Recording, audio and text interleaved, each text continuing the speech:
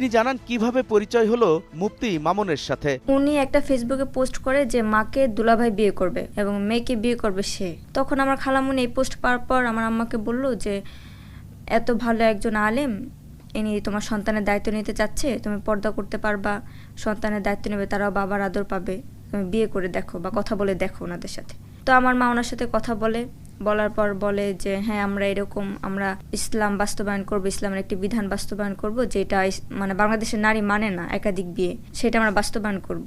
পরে আমাকে বললো যে তোমাকে এই লোকের সাথে বিয়ে দেবো, মুফতি মামুনুর রশিদ কাসেমের সাথে আমাকে বিয়ে দিবে। তো আমি বলছি যে না, সে যেহেতু 9টা বিয়ে করে ফেলছে অলরেডি এবং তার বউ অনেকগুলো চলে গেছে, এখানে আমি বিয়ে করব না। বিয়ে হলো কিভাবে? উনি আমাকে নিয়ে ঘুরতে বেরোতো, ওনার সাথে তখন তো আমার বিয়ে হয়েছিল না। এখন যদি তুমি আমার 3 নাম্বার বউ হিসাবে আসো বর্তমানে, তাহলে দেশের যে নারীরা আছে তোমাকে দেখে তারা সাহস পাবে। তুমি যদি এই সতীন মানো, তুমি জিহাদের সব পাবা প্রতিদিন। পরে এক পর্যায়ে আমার সৎ বাবা সামনে উনি কালেমা পড়ে ওনার সাথে আমার মৌখিকভাবে বিয়ে হয়। জানান শারীরিক ও মানসিক নির্যাতনের শিকার হয়েছেন তিনি।